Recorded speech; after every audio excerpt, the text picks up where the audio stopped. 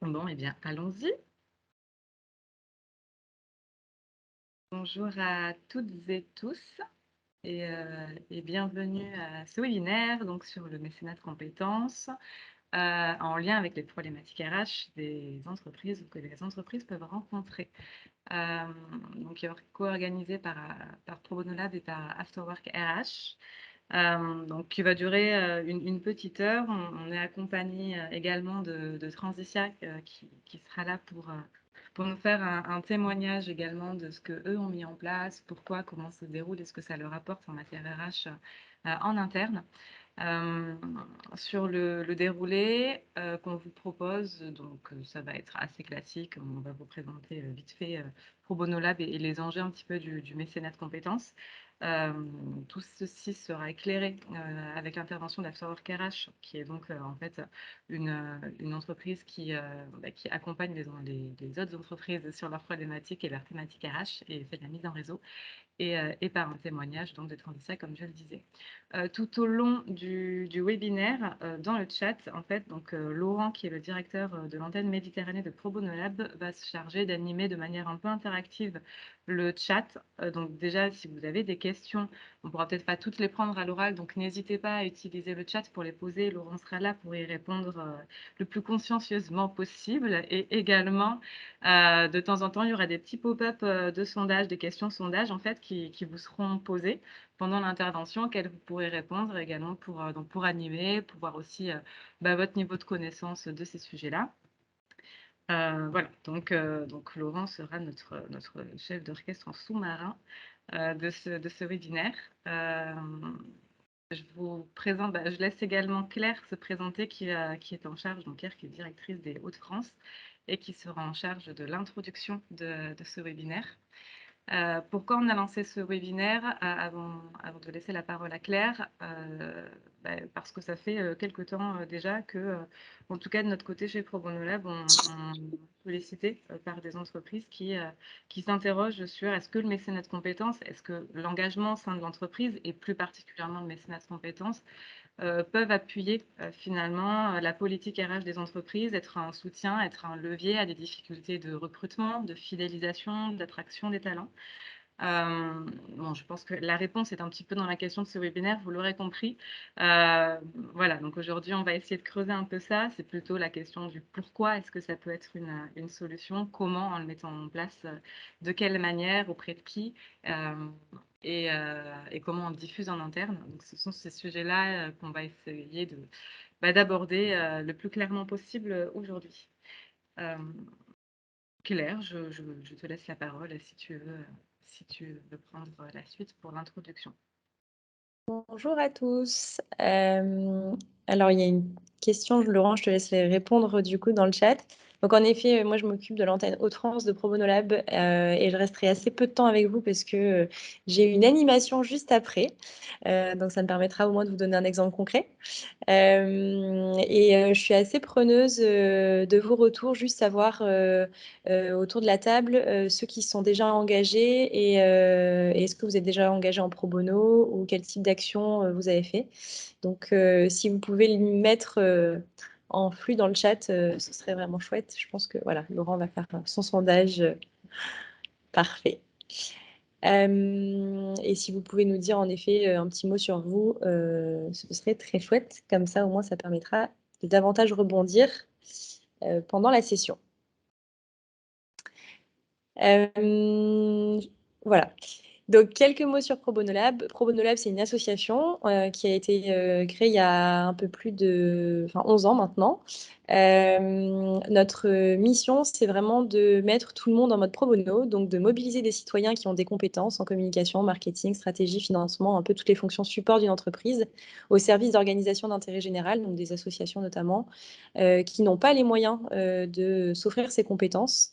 Et notre métier, du coup, c'est de leur mettre à disposition bénévolement, à travers, du coup, du mécénat de compétences dans le cadre de l'entreprise, mais aussi du bénévolat de compétences quand on se mobilise hors de son temps de travail. Donc, je vais en parler juste après pour vous préciser la différence entre les deux. Et pourquoi on fait ça? On fait ça parce qu'il y a un peu plus de 82% des associations qui ont des besoins en compétences. Donc, c'est énorme. Le tissu associatif français est très dense. et en même temps manquent cruellement de compétences stratégiques pour leur permettre de se développer, de démultiplier leur impact. Donc c'est vraiment au service de ce monde-là que nous on œuvre. Parallèlement à ça, il y a de plus en plus de personnes qui souhaitent s'engager et notamment 73% des salariés pensent que ce serait aussi normal et légitime de s'engager à travers leur entreprise. Donc ça va encore plus dans le sens de ce qu'on fait. Et aujourd'hui, pour vous donner un ordre d'idée de ce que représente le mécénat de compétences, ça représente 21% des actions de mécénat, au-delà du mécénat financier et en nature que vous pouvez connaître aussi par ailleurs. Donc, qu'est-ce que c'est concrètement le mécénat de compétences? C'est un grand mot, comme on adore le faire en France, mais qui est finalement assez simple dans sa traduction. C'est quand on se mobilise sur son temps de travail au service d'un projet d'intérêt général. Donc, c'est ni plus ni moins que ça. Donc, c'est assez facile au final. On appelle mécénat de compétences, pourquoi on l'appelle comme ça aussi? C'est parce que c'est quelque chose qui est quand même encadré juridiquement, même s'il y a pas mal de vides juridiques aussi. Mais voilà, ça reste quand même un mot qui est encadré juridiquement et qui permet du coup aux salariés de se mobiliser sur leur temps de travail, évidemment sous réserve que leur employeur en soit d'accord. Comment ça se met en œuvre concrètement le mécénat de compétences?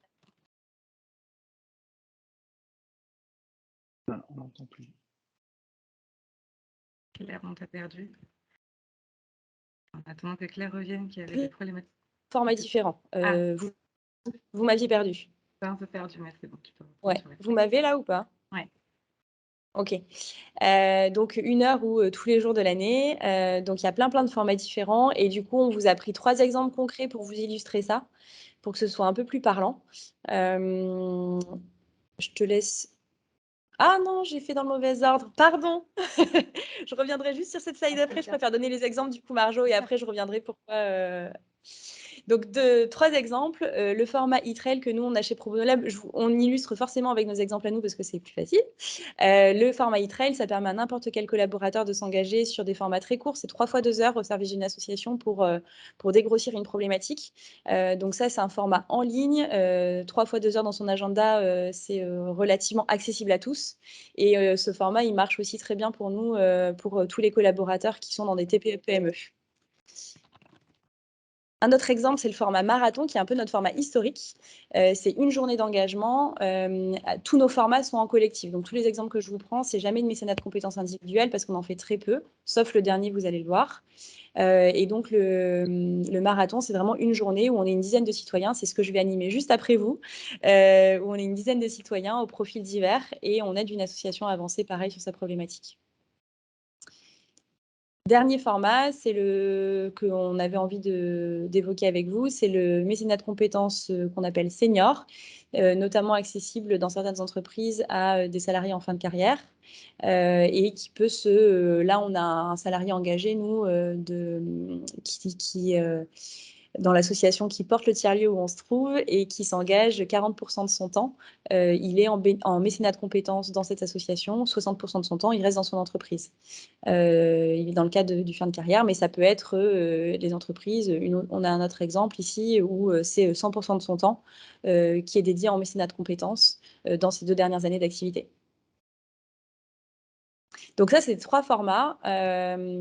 C'est 3 exemples juste pour vous illustrer le fait que ça puisse se vivre de façon complètement différente. Et du coup, Marjo, je te laisse juste revenir sur la slide d'avant, s'il te plaît. Et effectivement, j'aimerais juste aller, je te repasse la parole. Parce que moi, c'est quelque chose que j'aime vraiment préciser, parce qu'à chaque fois, on a des surprises dans la salle sur le fait que le mécénat de compétences, il est surtout, alors bon, déjà, il est très peu connu d'une manière générale, et c'est aussi pour ça qu'on organise ce type de webinaire, parce qu'on sent que soit il n'est pas du tout connu, que ce soit du côté des entreprises, des associations, des citoyens, enfin, d'une manière générale, soit il est méconnu, et il est surtout connu pour son format mécénat, temps long, senior, de fin de carrière. Et c'est pour ça aussi qu'il semble pas forcément accessible à toutes les typologies d'entreprises. Une TPE, même une PME, ne se sentira pas forcément concernée par le mécénat temps long, fin de carrière. Or, l'objectif là de cette slide et des exemples de Claire, c'était aussi de rappeler qu'en fait, le mécénat de compétences, ça peut juste être 2 heures dans une journée, entre midi et 2, pour aider une association sur une problématique très, très spécifique.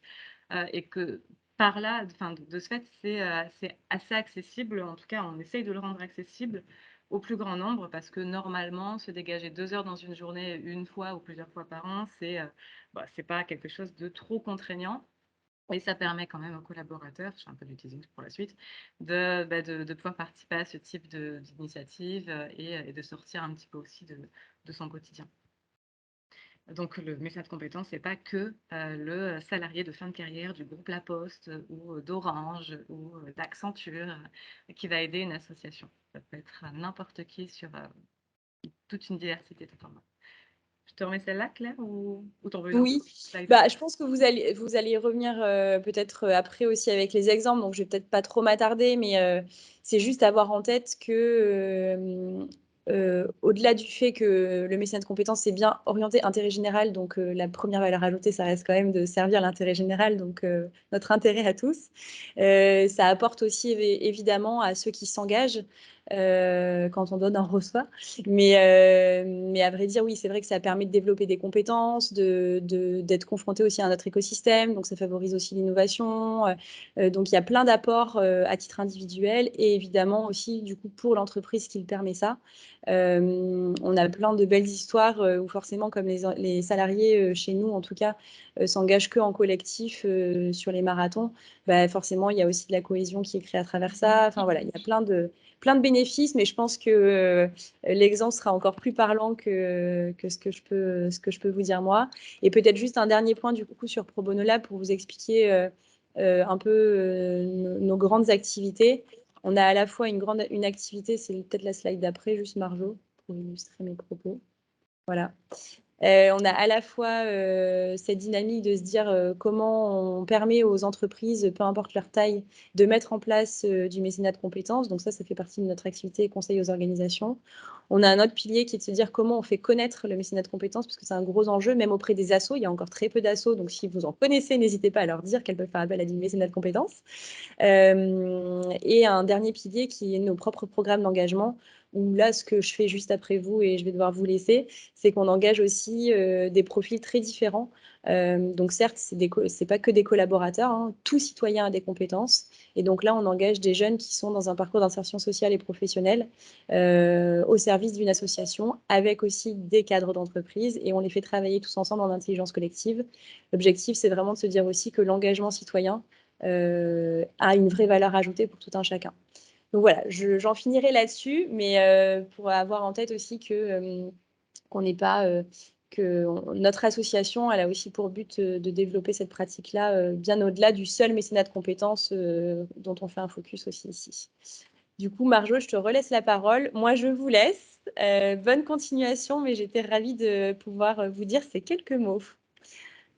Bon Merci, webinaire Claire. à tous. Merci Claire. Donc Pro Bono Lab, nous on n'est pas des pros hein, des RH, donc c'est pour ça qu'on a souhaité co-animer ce webinaire avec Aurélien qui a fondé Afterwork RH et qui va vous apporter les premiers éléments d'éclairage sur le contexte aujourd'hui des entreprises côté RH et comment l'engagement et le mécénat de compétences à ses yeux peut être une première idée, une première clé en réponse à ces problématiques-là. Aurélien, je te laisse le micro. Merci beaucoup Marjorie. Merci beaucoup et bonjour à tous.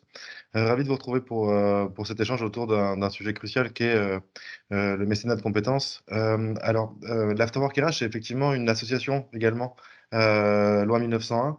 Et dans ce cadre-là, en fait, on a l'occasion d'organiser des événements sur l'ensemble du territoire français et puis au-delà également, à destination des managers et des professionnels des ressources humaines. Le point étant de construire une communauté apprenante dans le milieu des ressources humaines. Et là, on arrive évidemment à notre sujet qui est le mécénat de compétences. Évidemment, on a des professionnels des ressources humaines dans notre communauté qui sont très soucieux de l'engagement de leurs collaborateurs. Et c'est vrai qu'après la période qu'on vient de vivre, il y a un mot qui revient de manière un peu récurrente, c'est le mot sens et le mot engagement qu'on peut avoir dans les conversations C'est vraiment une thématique qui est importante en ce moment. Et finalement, lorsqu'on parle de mécénat de compétences auprès des ressources humaines, comme vous l'avez dit jusque-là, c'est un sujet qui est encore largement méconnu. C'est-à-dire que pour la plupart des RH, en fait, le mécénat de compétences concerne effectivement des sociétés comme Capgemini, comme la BNP, comme Orange, avec des collaborateurs en fin de carrière qui souhaitent finalement utiliser leur expérience au sein de leur grand groupe, leurs compétences et mettre leur temps à disposition d'une association. Sauf que lorsqu'on énonce ça, évidemment, on se rend bien compte que la population concernée est forcément réduite. On entend 2 années avant la retraite, on attend grand groupe, etc. Et comme vous l'avez parfaitement évoqué jusque-là, finalement, le mécénat de compétences peut et même concerne tout le monde avec des facilités, notamment celles que vous proposez dans le cadre de Pronovolab.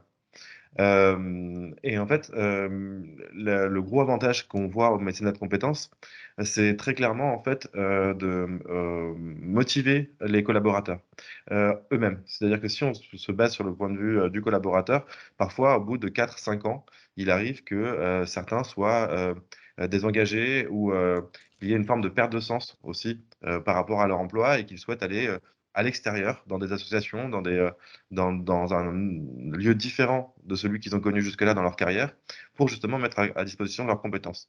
Le premier effet qu'on voit, c'est le sens. Très clairement, en fait, quand des collaborateurs perdent le sens de leur métier et se disent de toute façon, les compétences en achat que je peux avoir en marketing ou en communication ne s'utilisent principalement que dans un grand groupe et qui sont capables ensuite d'aller les déployer dans des structures plus petites avec un impact énorme, puisque ce sont des compétences extérieures, des compétences qui ont une grande valeur, l'impact pour les associations et les bénéficiaires est considérable. Et donc, du coup, nécessairement, en fait, ça valorise largement le collaborateur qui, lui, lorsqu'il intervient dans un cadre différent de son entreprise, voit tout le bénéfice et tout l'apport qu'il peut avoir justement pour ces associations-là. Le deuxième point, c'est également, au-delà du sens, c'est l'engagement que les collaborateurs peuvent avoir. Effectivement, en fait, quand on sort du cadre du travail et qu'on souhaite aller explorer quelque chose de différent dans un secteur différent, la plupart du temps, le retour qu'ont les collaborateurs, c'est qu'ils ne se doutaient pas qu'ils pouvaient avoir ce type d'impact, en fait. Typiquement, en échangeant avec un ami qui était acheteur chez Engie, qui a mis en place justement pour une partie de ses équipes le mécénat de compétences. En fait, au bout de la période d'intervention dans l'association, on se rend vraiment compte que les personnes reviennent plus motivées, beaucoup plus engagées et surtout, en fait, se sentent beaucoup plus valorisées par cette expérience-là. Donc, c'est, d'après moi, en fait, et pour beaucoup de professionnels des ressources humaines, un moyen que de réengager les collaborateurs, leur faire voir autre chose et surtout, en fait, une fois que ces collaborateurs reviennent en entreprise après cette période d'intervention, il y a un échange de compétences. Parce que, bien évidemment, les collaborateurs qui vont au sein de ces associations-là reviennent avec de nouvelles compétences, un nouveau réseau, de nouvelles idées également. Et finalement, on sent qu'il y a un plus grand engouement, même au retour du collaborateur dans l'entreprise. Donc ça, c'est vraiment les retours qu'on a pu avoir de la part de personnes de terrain, et notamment cette conversation qui est relatée avec ce responsable d'achat chez Engie, qui a fait expérimenter à ses équipes ce type de fonctionnement. Et ma question était de savoir, est-ce que comment dire, parmi les personnes présentes ce matin, est-ce qu'il y a des personnes qui sont managers ou RH ou qui ont en charge directement les collaborateurs et dans quel type de structure? Pourquoi je pose cette question-là? Parce que finalement, en fait, même dans une PME, on a l'impression, c'est aussi ce qui ressort de nos conversations et de nos différents échanges, on a souvent cette impression que le fait de détacher un collaborateur pendant quelques heures ou quelques jours, ça va avoir un impact et désorganiser notamment la production. Et ça, je pense que les personnes présentes ici, notamment Marjorie, diront pas le contraire. Très clairement, le fait d'envoyer un collaborateur quelques heures par an dans une association ne désorganise pas, bien évidemment, ni le service RH, ni le service auquel le collaborateur appartient. Et donc ça, c'est à mon avis quelque chose d'important à expliquer et à, et à transmettre finalement comme info, c'est que oui, le mécénat de compétences est accessible et pas seulement aux grands groupes. Et qu'on peut s'engager dans une association près de chez soi avec des compétences et avec un transfert qui soit vraiment cadré, qui soit utile et qui soit impactant pour l'association elle-même. Et évidemment, plus l'intervention du collaborateur au sein de l'association a un impact pour son développement, pour sa croissance ou autre, et plus le collaborateur sera lui-même valorisé par les actions qu'il sera capable de déployer. Donc ça, c'est vraiment un retour, en fait, un retour d'expérience que je voulais vous transmettre, euh, orienté sur le collaborateur lui-même. En fait, c'était vraiment, d'après moi, le point le plus important, puisque finalement, on oublie, ouais, donc effectivement, il y a des professionnels RH. Euh, on oublie que le mécénat de compétences peut se faire dans un cadre très court et dans n'importe quel type d'entreprise et d'association. Ouais, c'était vraiment ce retour que je voulais vous transmettre, et le redire, c'est vraiment quelque chose qui peut et qui doit se démocratiser au sein de nos organisations. C'était le retour que je voulais transmettre sur le mécénat de compétences et les retours qu'on a vus dans la communauté. Merci Aurélien, hyper clair. Est-ce qu'il y a des questions à ce stade, notamment pour Aurélien, parmi les participants qui veulent prendre la parole au-delà du chat?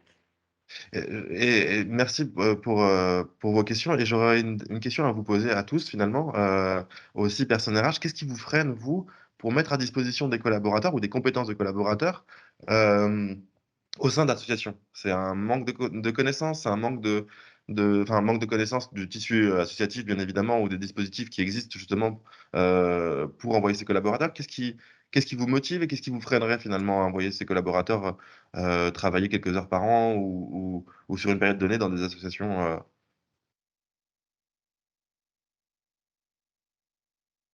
Le frein, c'est la direction, bien évidemment. Alors, comme toutes les directions, si on leur explique globalement que envoyer un collaborateur quelques heures, ça peut être rentable, ils l'entendront. Qu'est-ce que je veux dire par rentable? C'est-à-dire que oui, un collaborateur qui va à l'extérieur, qui va étendre son réseau, qui va se nourrir de nouvelles compétences, de nouvelles expériences dans un autre secteur, quand le collaborateur revient, ça amène de nouvelles compétences, un nouvel engagement, une meilleure productivité. Normalement, les chefs d'entreprise sont sensibles à ce type de discours. Au manque de connaissances et de temps, ouais. C'est souvent responsable RSE, ultra motivé, mais la direction et les RH sont à l'ancienne école, il faut donc les convaincre. C'est souvent le cas, en fait. Lorsqu'on amène quelque chose de nouveau, un tissu associatif ou autre, c'est vraiment le sentiment qu'on a en se disant, mais est-ce que finalement c'est vraiment utile? Est-ce que ça fonctionne? Oui, absolument. Quand on a un collaborateur pendant 5 ans, imaginez qu'il puisse partir 2 jours à l'extérieur, enfin, c'est tout à fait envisageable, je le pense. Et c'est, à mon avis, quelque chose qui sera aussi de plus en plus demandé. Après 2 ans de pandémie, on est tous à la recherche de sens, ou en tout cas, c'est ce qui a été relaté avec des changements avec des changements de carrière, des orientations qui sont aujourd'hui différentes. Et je pense que si on souhaite maintenir les compétences dans son entreprise, c'est essentiel, important de pouvoir donner accès à ses collaborateurs à de nouvelles missions, à des nouvelles choses à l'extérieur. Et ça c'est d'après moi une façon pour eux de leur redonner un sens et donner un sens aussi à leurs compétences et à l'expérience qu'ils ont acquis jusque-là. Et Aurélien, alors bon, effectivement, sur enfin, l'importance que la démarche, et on le verra avec transition, soit portée par la direction générale, c'est indispensable, en fait, c'est crucial, par le PDG. Forcément, s'il n'est pas embarqué, ça va être plus compliqué de le mettre en place en interne. Et je me souviens, Aurélien, il me semble que quand on avait préparé ce webinaire, tu m'avais pas mal parlé du fait que les responsables RH et même les PDG, enfin surtout les PDG même, n'ont pas forcément conscience en fait de pourquoi ils ont des difficultés à recruter. En fait, ils n'arrivent pas forcément à mettre le doigt sur les raisons. Tout à fait. Et en fait, aujourd'hui, on a une problématique au niveau du recrutement des collaborateurs, au sens où les entreprises et les services RH, pour la plupart, ou en tout cas ceux qui sont, je veux dire, de la nouvelle école, pour reprendre l'expression d'Isabelle par rapport à l'ancienne école, comprennent qu'aujourd'hui, le marché du travail est en pleine mutation, en pleine transformation. Les entreprises doivent être, euh, excusez-moi, les entreprises doivent être attractives et développer une forme de marque employeur. Et ils doivent développer une marque employeur qui intègre finalement des éléments à destination des collaborateurs pour les recruter et des candidats, pour les recruter, les engager et les fédérer. Et très clairement, aujourd'hui, le télétravail, le salaire ne sont plus les seuls critères pour lesquels les collaborateurs ont envie de s'engager. Il faut amener, enfin, pour des raisons de différenciation par rapport aux autres entreprises et pour des raisons d'attractivité, il faut amener aux candidats et aux collaborateurs des éléments qui leur parlent et qui leur donnent la possibilité d'aller développer leurs compétences, d'évoluer et d'avoir du sens dans leur travail. Et très clairement, le mécénat de compétences, tout au long de la carrière, finalement, peut constituer un avantage pour la marque employeur de l'entreprise euh, qui souhaite attirer de nouveaux talents au sein de son organisation. Et d'après moi, c'est essentiel qu'aujourd'hui, les professionnels RH, les professionnels du recrutement et les professionnels de la marque employeur aient la possibilité, finalement, de comprendre l'ensemble des leviers qui sont à leur disposition pour attirer ces talents, pour les maintenir et aussi pour leur donner une expérience qui soit différente et différenciante de ce que pourrait donner la concurrence. Et très clairement, les entreprises qui s'engagent auprès d'associations qui proposent du mécénat de compétences ont un avantage concurrentiel, ont un avantage et une attractivité supplémentaire. Donc pour moi, le mécénat de compétences fait aussi partie, j'allais dire, de l'armada ou de la panoplie du RH qui souhaite rendre son entreprise encore plus attractive et donner plus de sens aux missions qu'il donne aux collaborateurs. C'était le point qu'on avait élaboré, dont on avait discuté, Marjorie, et effectivement, cet aspect marque employeur est essentiel. En plus de l'engagement, en plus du sens, en plus d'une grosse marque de différenciation, c'est vraiment pour l'entreprise un avantage complémentaire. En tout cas, merci pour cette prise de parole et, et je vous souhaite euh, une bonne suite. Merci Aurélien. Et en tout cas, ce qu'on voit, c'est que tout part de la connaissance, en fait, tout simplement du fait qu'on soit au courant déjà du fait que le mécénat de compétences existe, du fait qu'il y a plein de manières de le pratiquer et de ses avantages. Et beaucoup de responsables RH ou de PDG n'ont pas forcément cette vision un peu globale de tous les avantages du mécénat de compétences et de ses différents formats. Euh, mais ce n'est pas le cas de Transitia. Je fais une transition. Avec Transitia. Puisque vous pratiquez donc le mécénat de compétences. Donc Patrick Rioux, directeur général, et Laurence Ducos-Marino, qui est responsable de la marque employeur chez Transitia, qui est une PME bordelaise.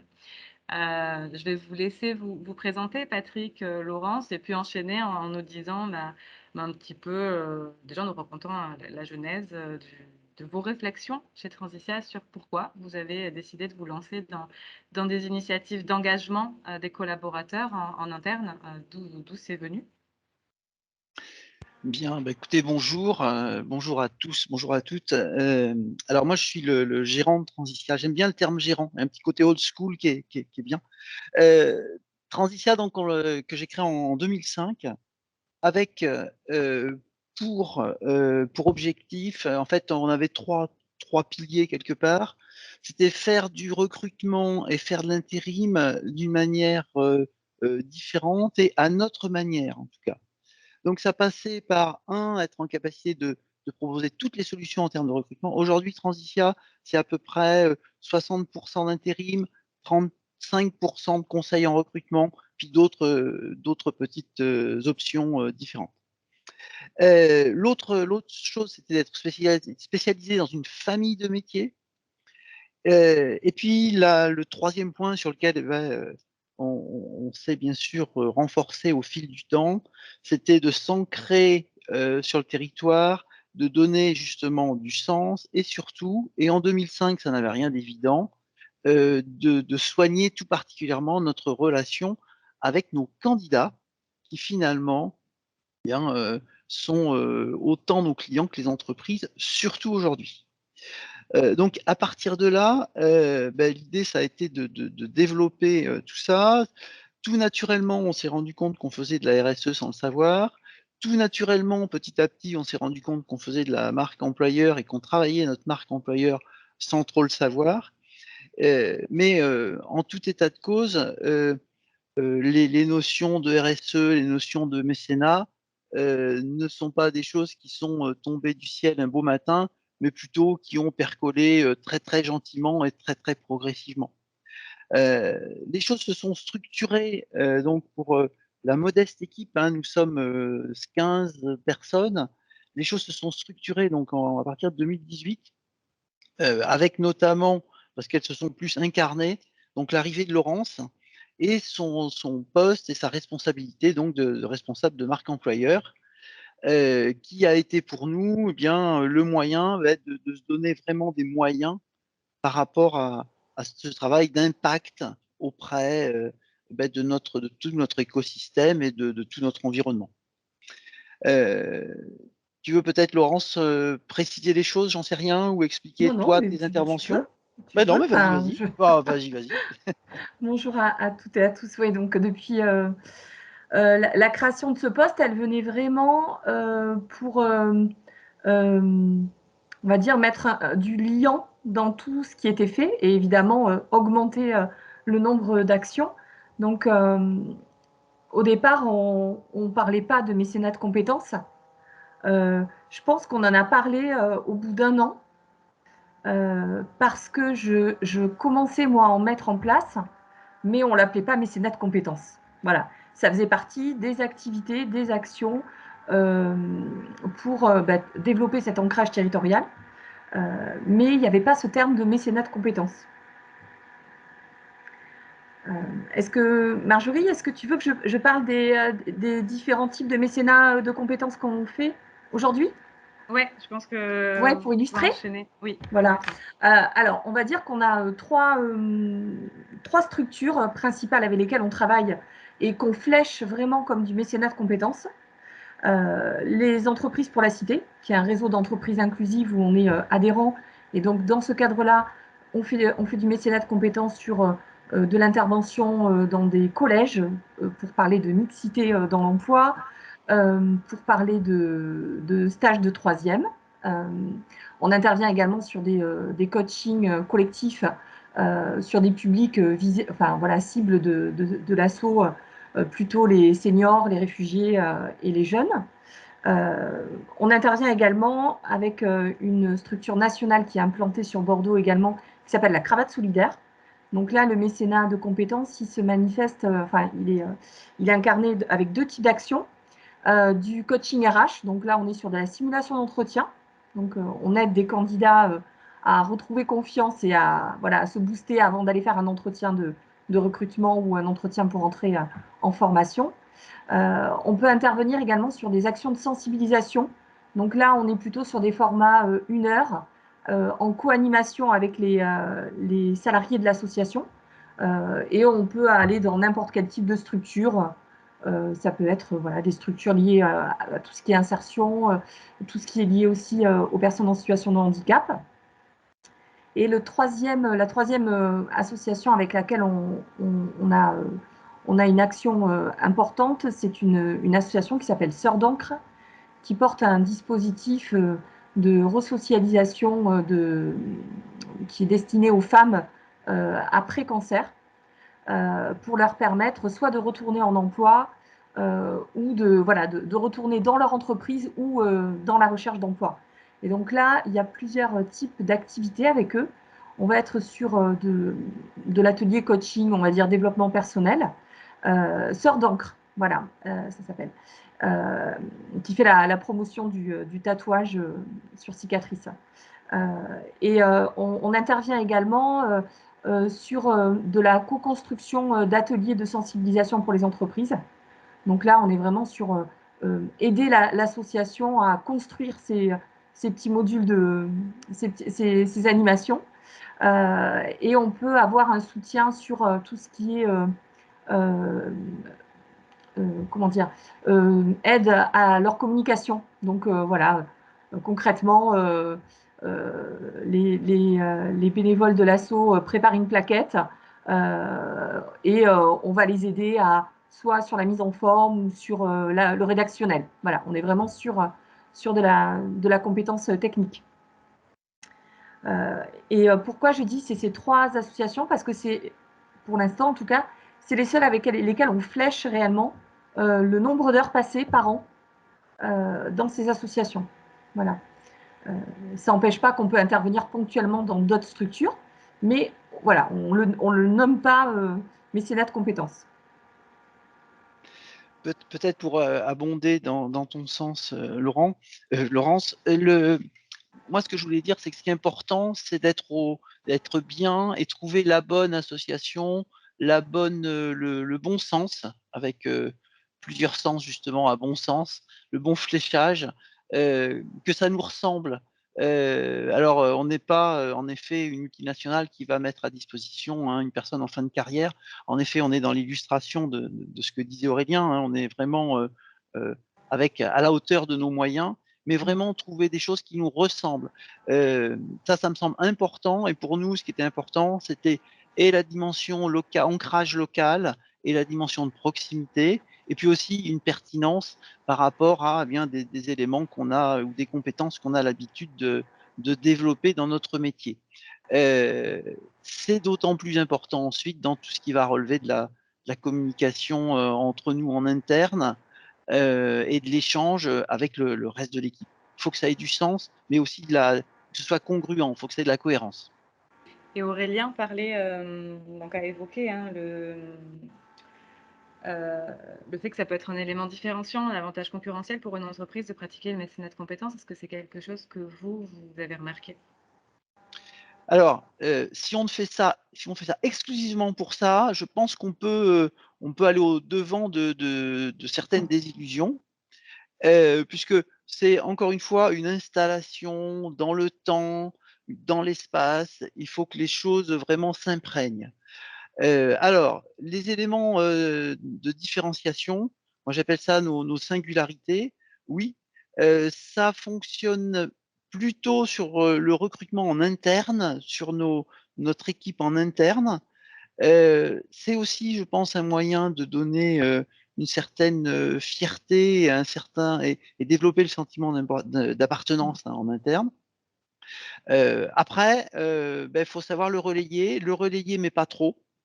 C'est-à-dire, le suraffichage me semble pas forcément une bonne idée parce que là, ça devient vraiment, évidemment, hein, c'est un outil de marketing et ça n'est que ça.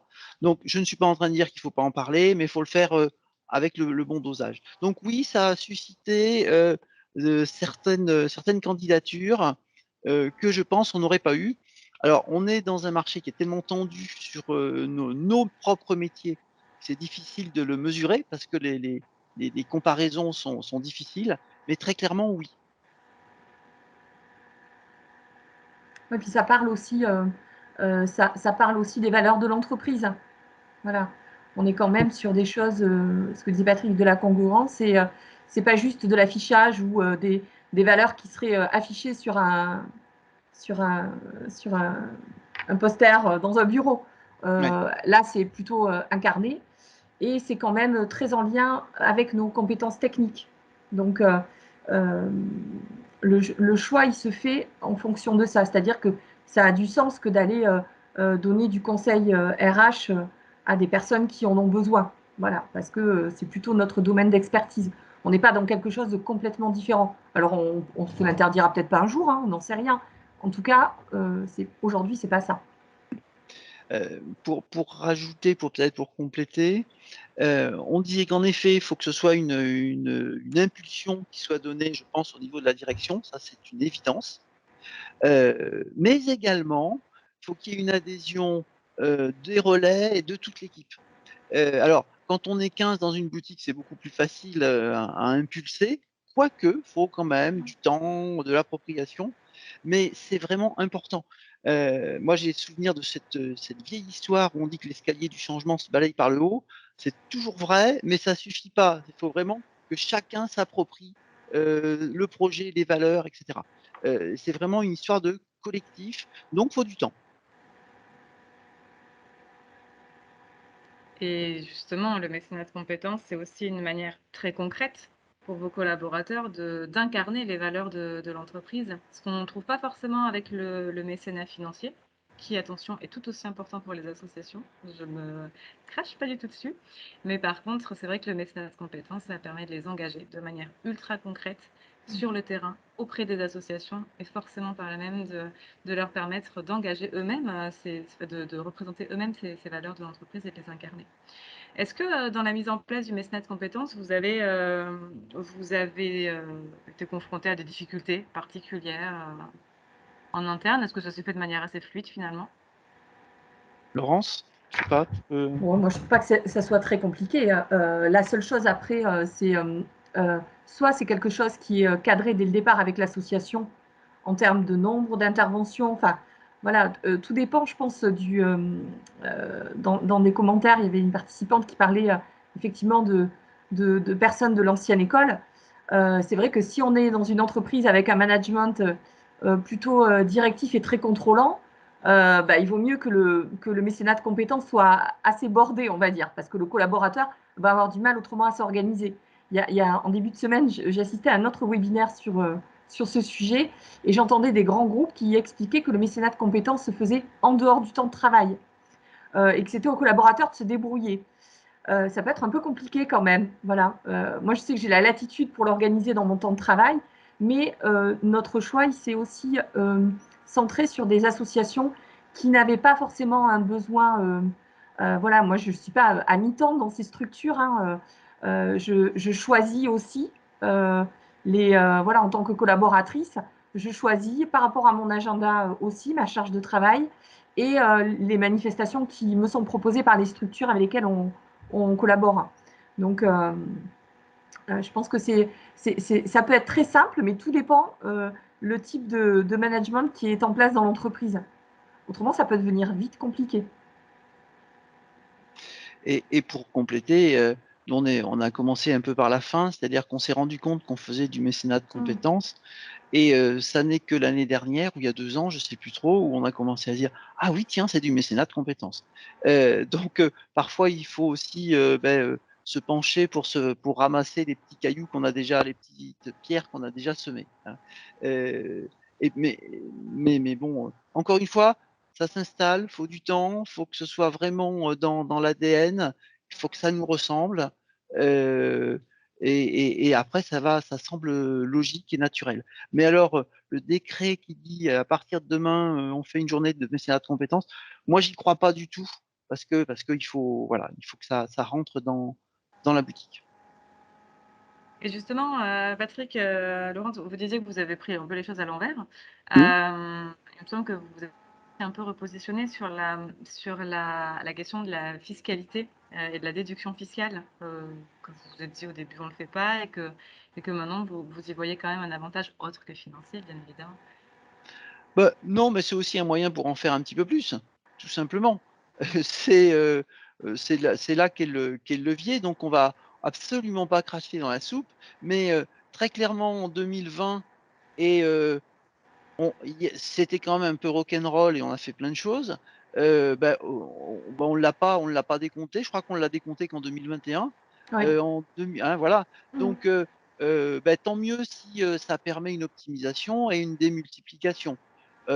Après, c'est exactement ce qu'on disait avant sur les motivations. Si on fait du mécénat de compétences exclusivement à des fins marketing, à mon sens, on risque de se prendre un petit peu les pieds dans le tapis. Mais on va pas du tout cracher dans la soupe. S'il y a un dispositif, autant bien en profiter pour optimiser les actions. Hein. Alors là, il n'y a aucun souci. Et puis ça permet aussi dans la communication, c'est plus facile si à un moment on quantifie aussi un petit peu pour pouvoir, au lieu de communiquer à chaque fois, nous on communique une fois par an dans un document qu'on envoie à nos parties prenantes dans le cadre aussi de notre RSE, où on va valoriser, on peut le valoriser. Donc ça c'est plutôt bien et ça permet peut-être, ça pourrait permettre dans d'autres structures de convaincre, parce qu'à un moment, il faut pouvoir dire, montrer, et peut-être qu'il y a des financiers qui sont plus sensibles aux chiffres, et bien, il faut, pourquoi pas, hein, après, là, la fin justifie les moyens pour arriver à convaincre. Ça peut être un levier avec certains, mais c'est vrai que ce n'est pas l'unique moteur, enfin, autrement, c'est pas possible. Parce que déjà, ça reste quand même, en plus c'est dans le temps de travail. Donc, avant tout, il y a le travail. Et il y a quelque chose que je trouve intéressant, c'est que donc vous avez pris le parti de pas trop communiquer dessus parce que vous le faites pas pour ça, pour mettre en avant finalement l'entreprise. Par contre, ce sont les associations que vous accompagnez elles-mêmes qui vous mettent en avant, finalement, qui parlent de vous sur les réseaux sociaux et que vous voyez aussi petit à petit une dynamique où vous êtes, en tant qu'entreprise, invité, la preuve aujourd'hui, de plus en plus à des événements, à des initiatives pour parler pour parler de vos actions d'engagement et que là, pareil, indirectement, ça vous valorise, mais sans que vous alliez forcément le chercher. C'est exactement ça. Je parlais de faire partie du paysage, c'est exactement ça. C'est vrai que évidemment, d'une manière induite et indirecte, eh bien, on peut voir des projets sur lesquels on va rebondir, on peut voir des échanges, on peut voir des contacts. Mais encore une fois, voilà, c'est du pull, c'est pas du push, hein, voilà, et c'est pas l'objectif premier. Donc, c'est comme la RSE, je fais vraiment le même principe. De toute façon, c'est une composante de notre Oui. RSE, mais c'est RSE pour faire du business, ça va pas le faire. Par contre, la RSE vous fera faire du business. Et c'est pas un gros mot. Si c'est la seule motivation, le seul levier, passez votre chemin. Parce que ce sera beaucoup trop long et il y a, je pense, des investissements plus performants, hein, si on cherche un ROI immédiat.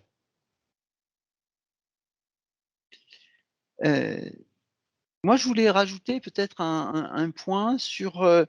On est à la limite du mécénat financier et du mécénat de compétences, mais pour donner du sens. Il y a parfois des choses qui sont toujours un peu à la limite. Juste une chose qu'on a faite, mais parce qu'on a une toute petite boutique, qu'on a faite là, voici quelques semaines, quelques mois maintenant, c'est par exemple tout le monde a décidé de donner une journée de congé. On a transformé en euros chargés, sonnants et trébuchants, et qu'on a abondé au niveau de la société pour tenir compte de l'avantage fiscal, justement, et qu'on a versé à la Croix-Rouge pour l'Ukraine. Donc, ce n'était pas une cause originale, mais plutôt logique et d'actualité. Je parle de ça parce qu'on n'était pas dans le mécénat de compétences, mais c'était un truc qui donnait du sens et qui, aujourd'hui, peut susciter et suscite l'envie, justement, de faire du mécénat de compétences sur certains sujets. Je pense notamment aux réfugiés, etc. Donc, il n'y a pas, là encore une fois, un cloisonnement avec le type de mécénat, le type de. Les choses s'enchaînent. Voilà. Par contre, ce qui reste comme dénominateur commun, c'est trouver et donner du sens. Si vous deviez donner un conseil, Patrick, Laurence, Aurélien, à des TPE, des PME qui veulent se lancer dans le mécénat de compétences, qu'est-ce que vous leur diriez? Que cela rapportera autant qu'ils apporteront, finalement. C'est vraiment le gros, enfin, ouais, ce que je vois du mécénat de compétences. C'est-à-dire que c'est vraiment enfin, le fait qu'ils amènent à des structures plus petites ou qui ont besoin justement de leurs compétences, ça apportera autant à cette structure qu'à leur entreprise en interne. Il y a quelque chose de très valorisant humainement derrière, parce que c'est vrai qu'on parle beaucoup de compétences, de termes business, de ressources humaines, etc. Mais humainement parlant, pour une petite structure d'une dizaine de personnes, ou même 5 ou 10 personnes, avoir la possibilité d'envoyer un collaborateur une fois de temps en temps, c'est aussi, je le pense, une aventure humaine ultra valorisante et ultra riche. Donc c'est ça que je leur dirais, sincèrement. Aurélien traitait de pourquoi le faire. Je suis totalement en phase avec ça. Sur le comment, moi, je voudrais rajouter peut-être la proximité, le pragmatisme, commencer petit, faire des tests, bien découvrir et connaître bien le partenaire avec qui vous allez travailler, et des petits pas. Il ne s'agit pas de lancer un grand programme là avec des grands effets d'annonce, mais plutôt on fait un test, ça fit pas, on avance, voilà. Moi je pense que c'est pragmatisme, proximité et petits pas.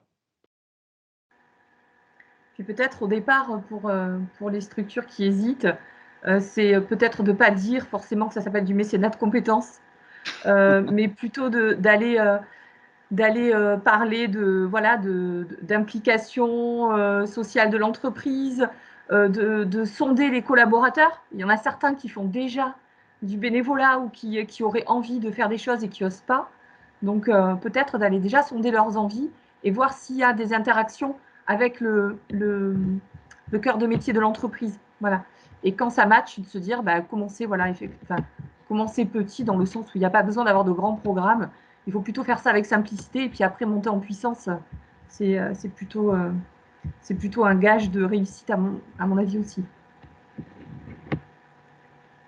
Et en effet, je pense que le pragmatisme, le concret, le test et le petit pas parleront aux TPE et PME qui n'ont pas forcément de toute façon les possibilités de se lancer dans de grandes stratégies d'engagement et de mécénat de compétences en interne. Merci beaucoup Aurélien, Laurence, Patrick pour toutes ces informations, pour ces ressources. Est-ce que vous avez dans l'audience des questions, soit pour le chat, soit n'hésitez pas à prendre la parole. Il nous reste 5 petites minutes pour conclure. Des réactions, au-delà des questions.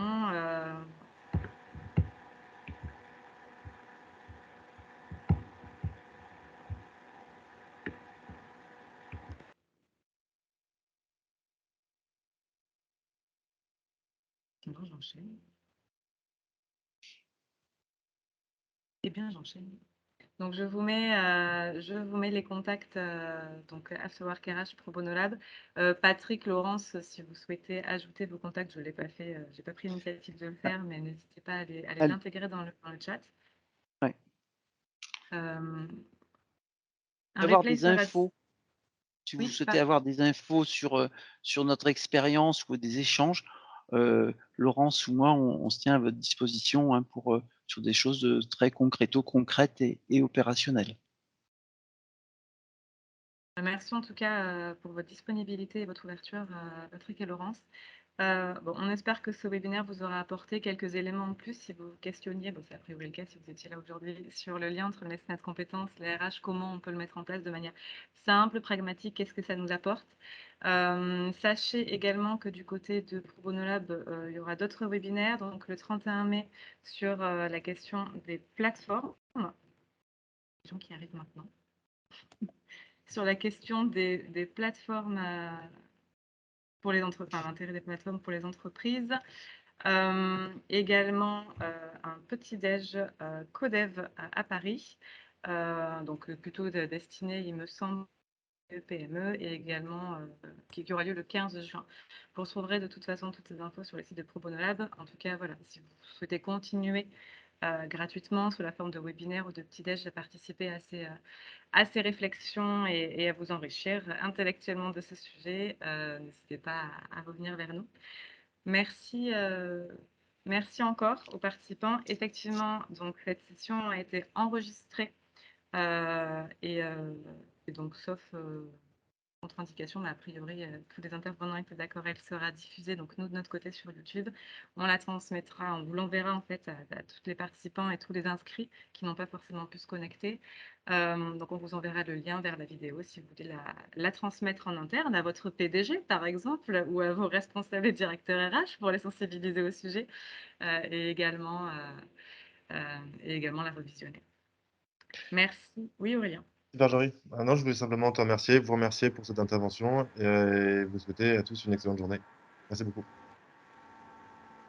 Merci à tous. On reste à votre disposition si vous avez des questions post-webinaire. Bonne journée et bon week-end à tout le monde. Merci, à très bientôt. Au Au revoir. revoir.